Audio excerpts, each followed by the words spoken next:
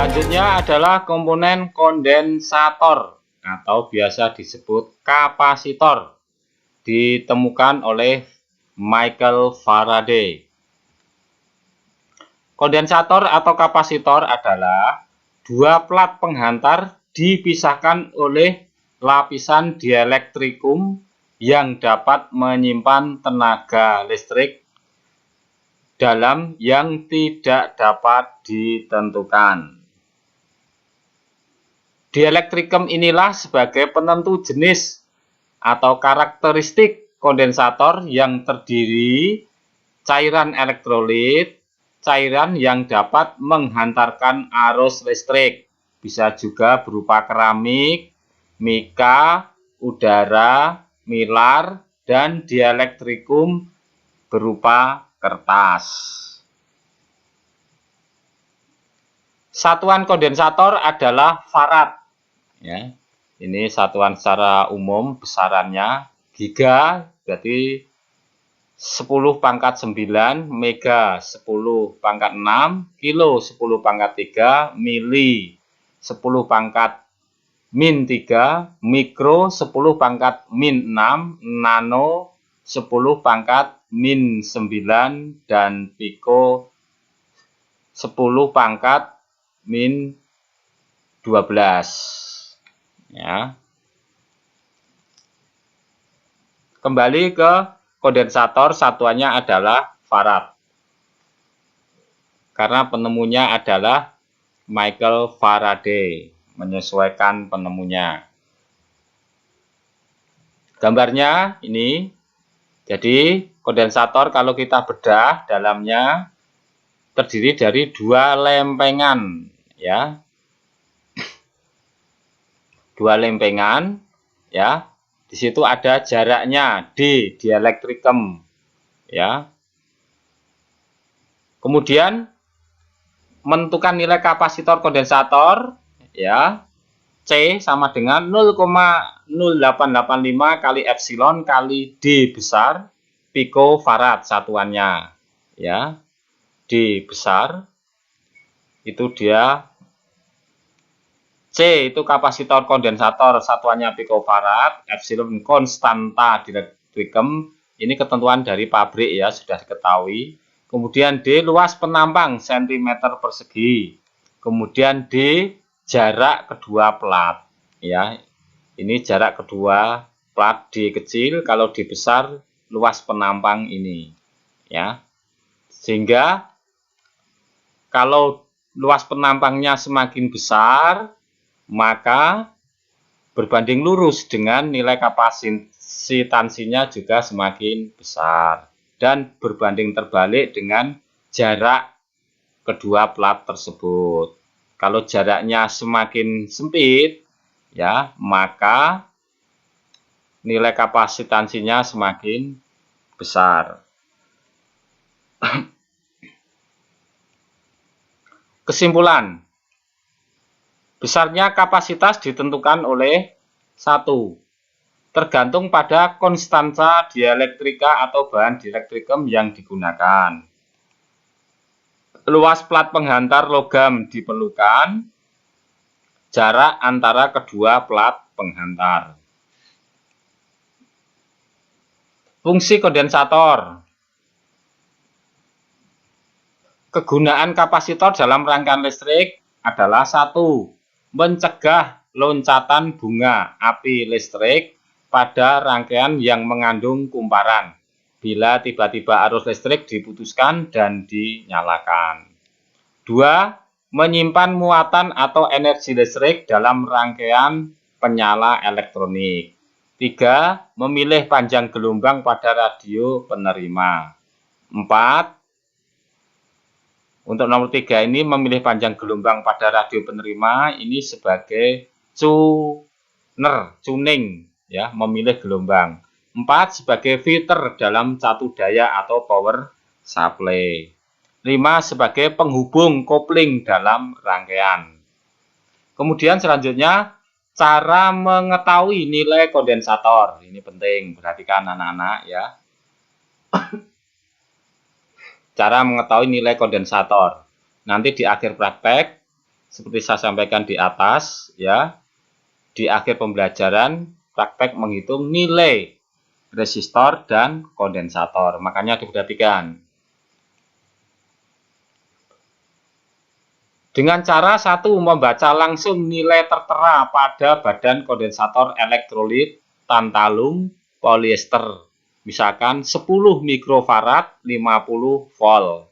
Jenis kondensator ini tidak usah dihitung, nilainya sudah tertera di badan kondensator. Misalkan ini berarti nilai kapasitansinya sebesar 10 mikrofarad. Kemudian kondensator ini hanya mampu dilewati tegangan atau diberi masukan tegangan maksimal 50 volt. Selebihnya itu kondensator akan terbakar. Jelas ya anak-anak untuk poin 1 ini.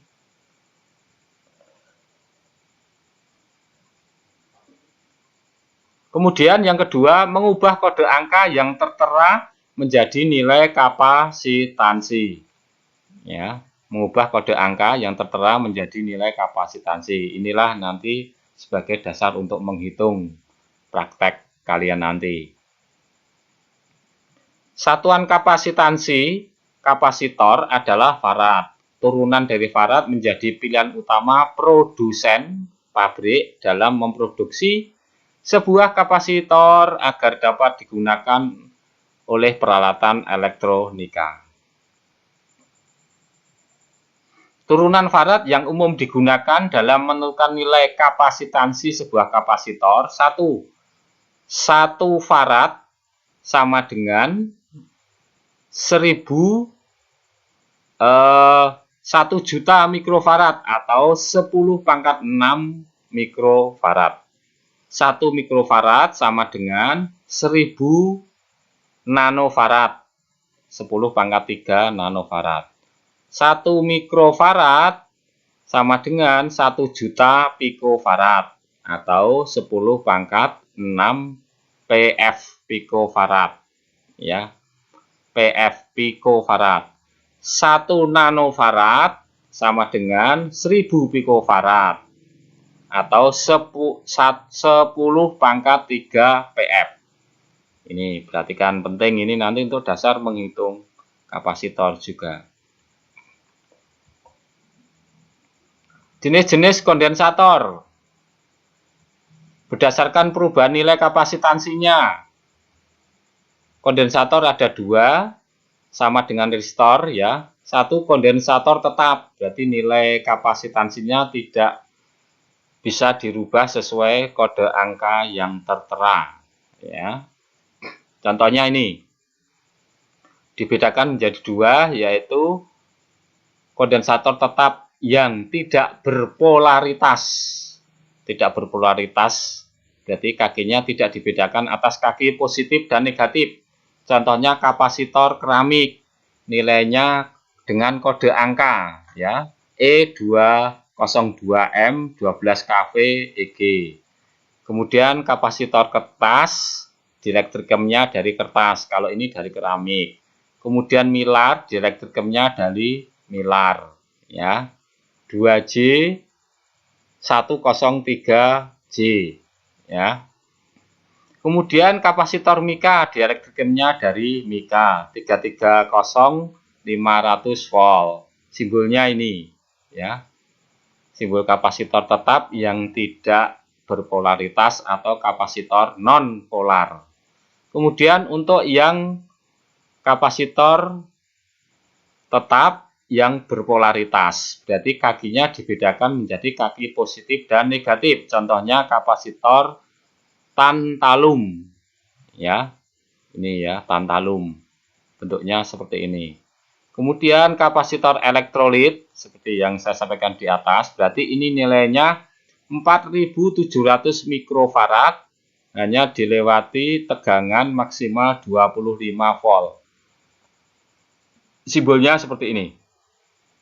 Ya. Positif, negatif ya kakinya. Jadi masangnya tidak boleh terbalik pada PCB. Kalau yang tidak berpolaritas tadi boleh terbalik. Ya, kanan kiri dibolak-balik boleh. Ini nilai yang tertera pada ELCO, elektrolit kondensator, ya. 35 volt 470 mikrofarad. 35 volt berarti rentangan tegangan maksimal sebesar 35 volt. 470 mikrofarad berarti nilai kapasitansinya. Ya. Kemudian ini ada strip-strip.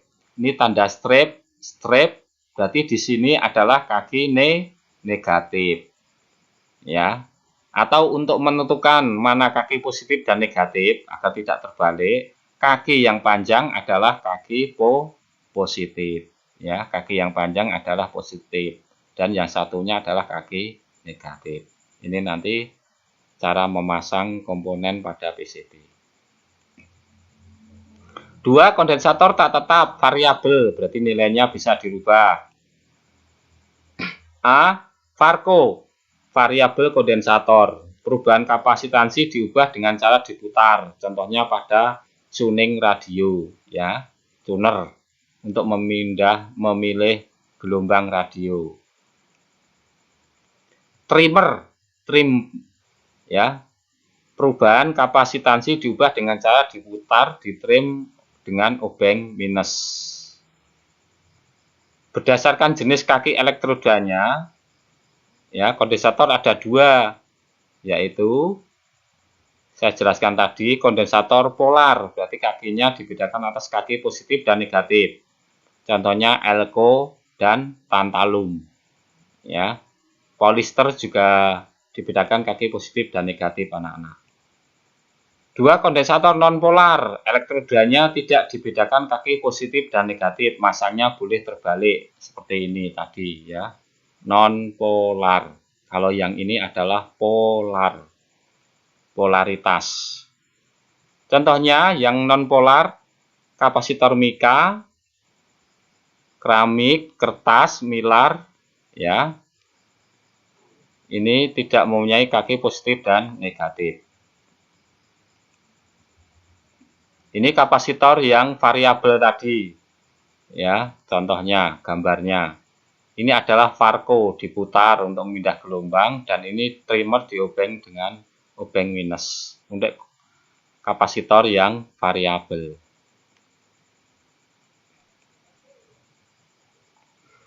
Nah, ini penting, silahkan disimak dan dipahami. Nanti kalian praktek sendiri di rumah. Cara menghitung nilai kondensator, ya, prinsipnya hampir sama dengan menghitung resistor tadi. Kalau resistor dengan kode warna, kalau kondensator dengan kode angka. Contoh kondensator keramik ini, 2 digit, berarti digit pertama dan digit kedua. Digit pertama adalah kapasitansinya, berarti angkanya langsung ditulis.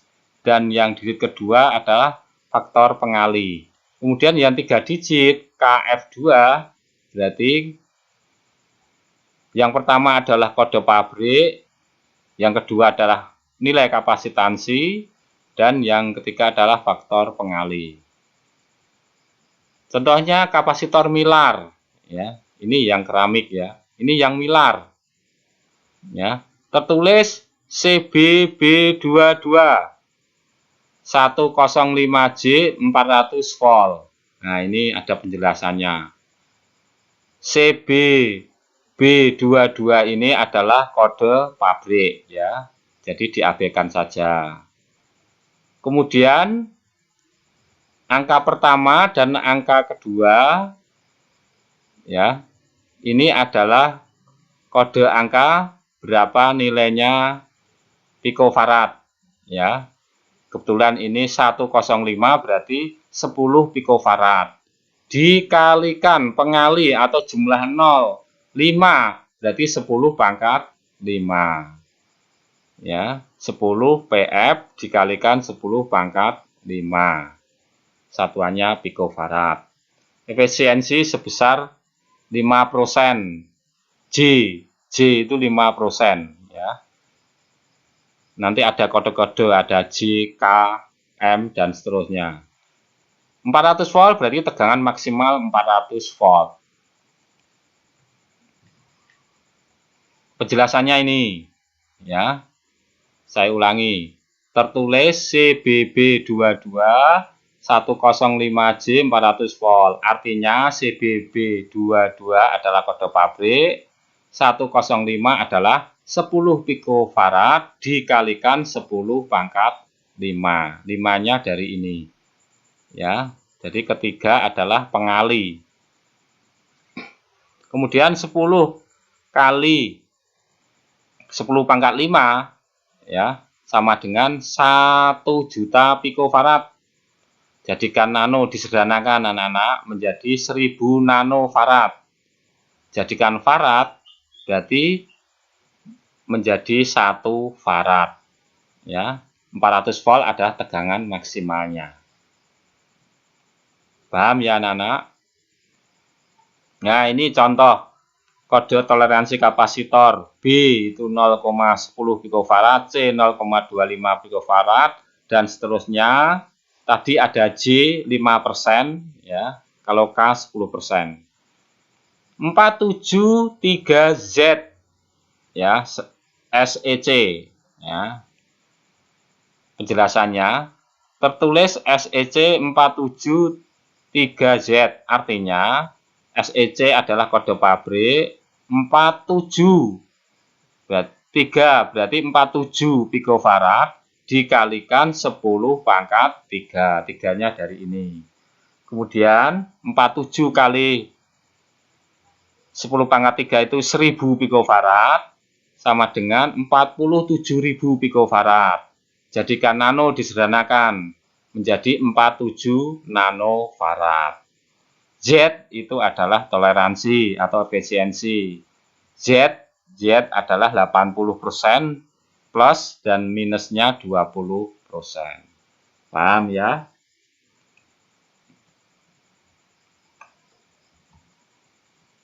Nah, contoh lagi. Sekarang kapasitor Miller 2A 15J, ya, 2A 15J. Tertulis 2A 15J. Coba kalian orek-orek di buku tulismu. Ya. Penjelasannya bagaimana kalau 2A 15J. Sudah ya, anak-anak? Ya. Kamu cocokkan betul atau tidak apa yang kalian tulis tadi. Sesuai yang saya jelaskan ini. Ya. Tertulis 2A 15J, artinya apa?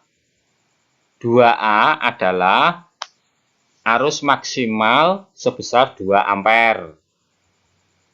15 adalah 15 picofarad. Ya, 15 picofarad. Di digit ketiga kan tidak ada. Berarti dikalikan 10 pangkat 0. Karena tidak ada di sini, 10 pangkat 0. 10 pangkat 0 itu berapa? 1. Ya. Jadi 15 kali 1 picofarad. Sama dengan 15 picofarad. J adalah toleransi sebesar 5%. Paham ya anak-anak untuk bagaimana cara menghitung nilai kondensator.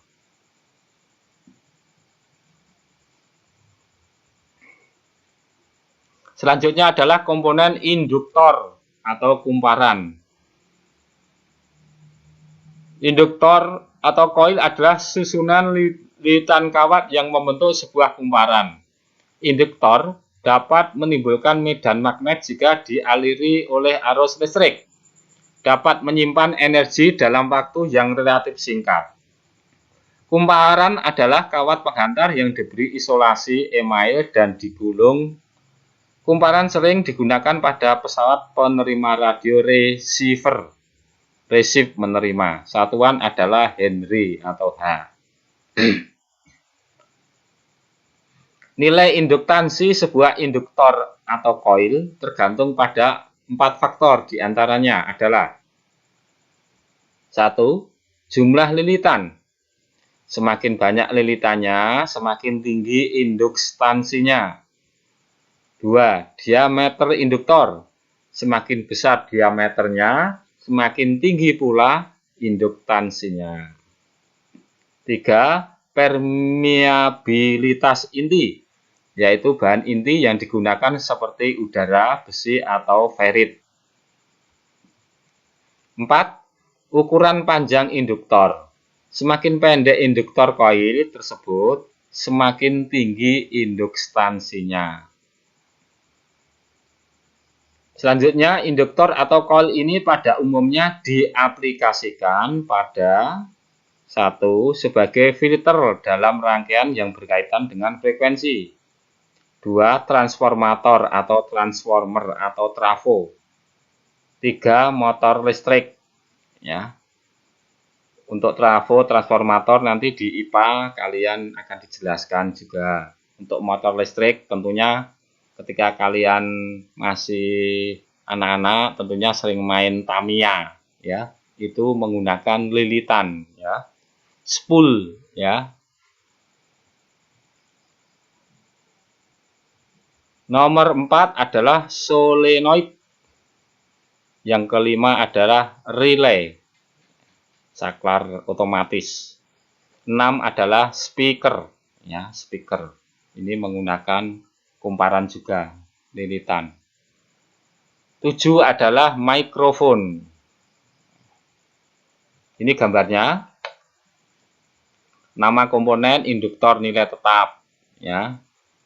Ini kumparan inti udara. Kalau ini batang ferrit, ini kumparan inti besi. Ini ferrit juga, ya. Simbolnya seperti ini. Sedangkan untuk yang induktor variabel nilainya bisa dirubah-rubah, ya. Frekuensinya seperti ini, ya. Ini dipasang pada osilator atau EF, ya. Intermediate frekuensi. Ditrim dengan obeng minus ini pada radio, pemancar dan penerima. Simbolnya seperti ini. Jadi kalau bisa dirubah adalah dengan anak panah. Ini ya. Untuk induktor variabel.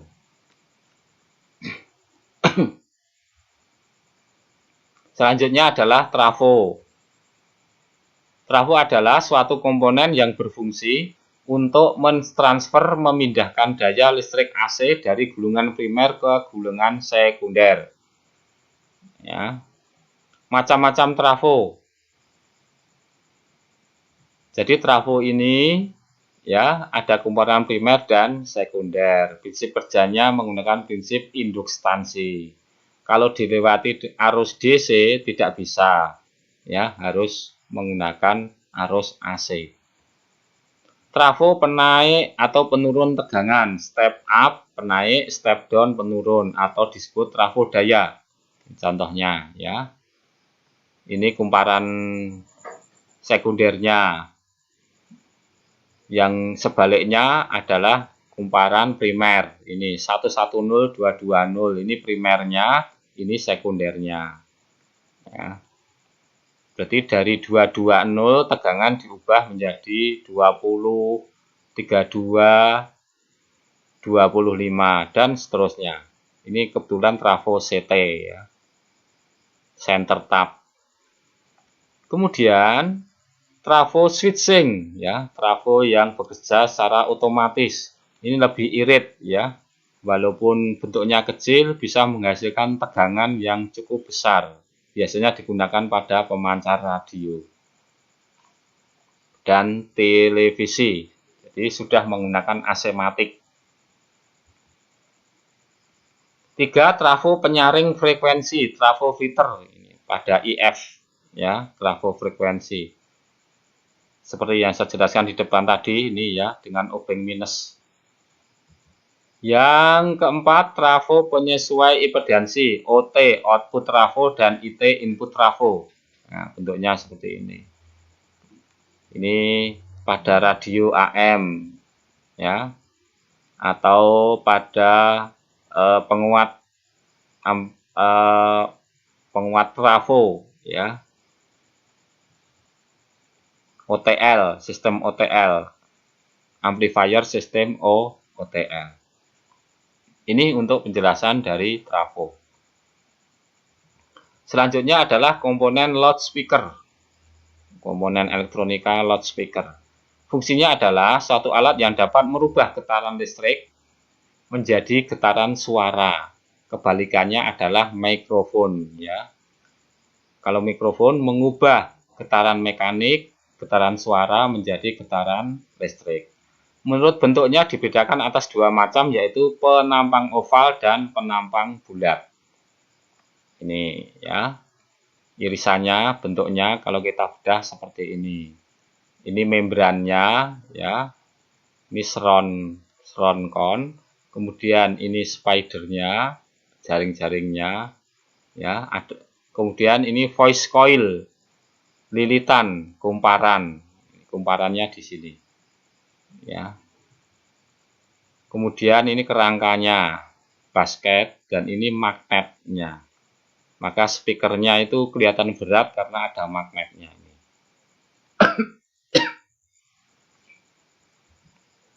Selanjutnya adalah berdasarkan pemakaiannya, loudspeaker dibedakan atas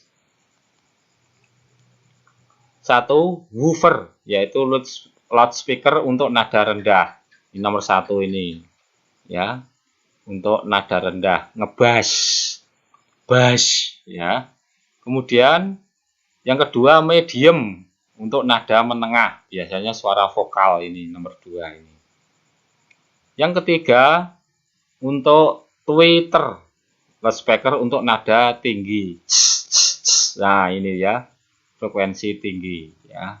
Suaranya semakin melengking, ya, maka semakin sakit di telinga. Bentuk-bentuk speaker yang lain ini, ya.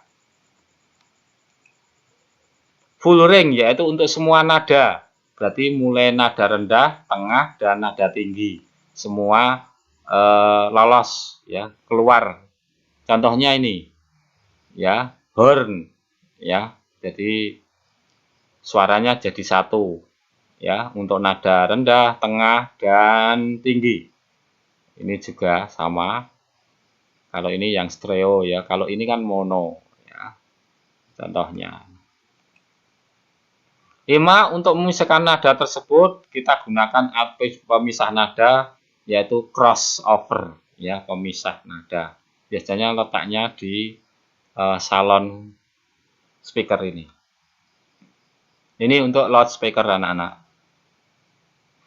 Selanjutnya, bagaimana aplikasi instalasi audio amplifier, ya, instalasi audio amplifier. Ya.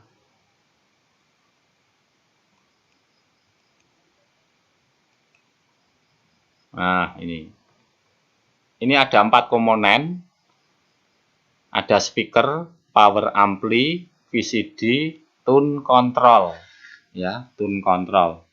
Speaker itu mengeluarkan suara, power amp yaitu penguat, VCD itu inputnya, kemudian tune control pengatur nada. Tune nada, kontrol pengatur nada. Bagaimana menyusunnya, menginstalasinya, urutkan. Ini saya beri contoh yang salah, ya. Contoh yang salah dulu, ya. Saya beri contoh yang salah. Nah, perhatikan anak-anak. Saya beri contoh yang salah. Nah, salah anak-anak, ya. Sekarang saya beri contoh yang benar. Pertama dari inputnya. Inputnya berupa VCD player. Kita letakkan di sini. Setelah itu diatur nadanya. Diatur nadanya. Ya. Setelah diatur nadanya, dikuatkan dayanya dengan power ampli biar lebih keras. Setelah itu dikeluarkan melalui speaker.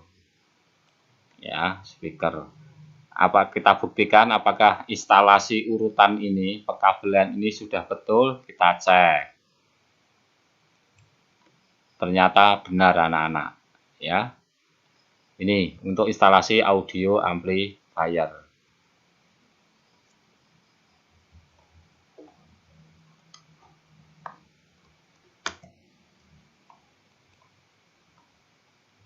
Ini contohnya, ya. Inputnya CD, DVD player, tape recorder, equalizer, pengatur nada, amplifier, dan speaker. Ini contoh mic ya. Kumparan, ini saklarnya, ada kabel 2 ya. Yang diputus yang merah, kemudian kabel arus, kemudian ini kabel besar. Ini macam-macam mic ini ya, macam-macam mic dinamik, ini mic condenser ya. Ini lebih peka anak-anak ya. Ini mic wireless ya, menggunakan frekuensi. Ini mic tanpa kabel, tentunya dengan pemancar dan penerima. Menggunakan frekuensi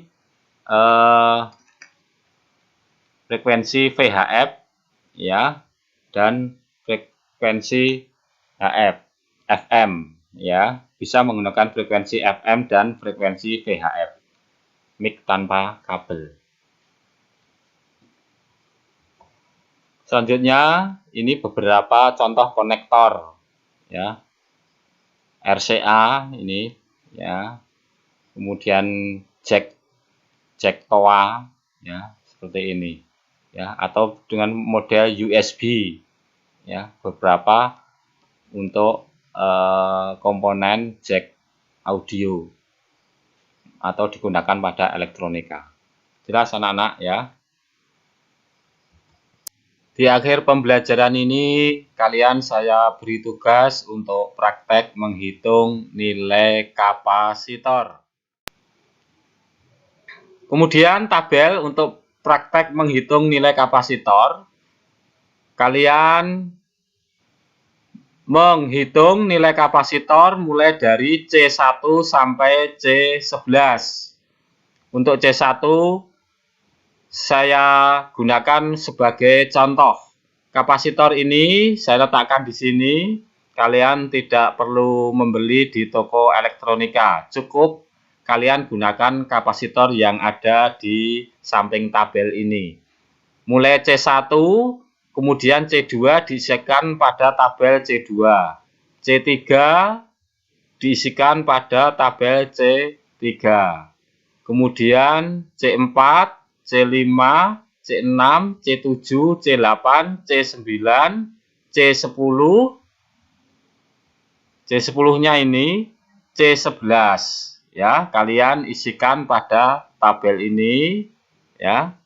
Setelah itu kamu tentukan nama kapasitornya ya. Kemudian ditentukan nilai kapasitornya ya. Contoh misalkan C1 ini ya, tertulis 473Z ya, 473Z. Membacanya per angka ya, bukan ratusan. Jadi 47Z garis miring SEC ya, SEC. Kemudian ditentukan dari gambar tersebut termasuk 6 kapasitor keramik ya, itu termasuk dikumpulkan tugasnya. Bagaimana caranya? 1. Buat tugas laporan praktek menghitung nilai kapasitor dalam bentuk tabel seperti contoh di atas. Yang kedua, ditulis tangan yang rapi. Ya.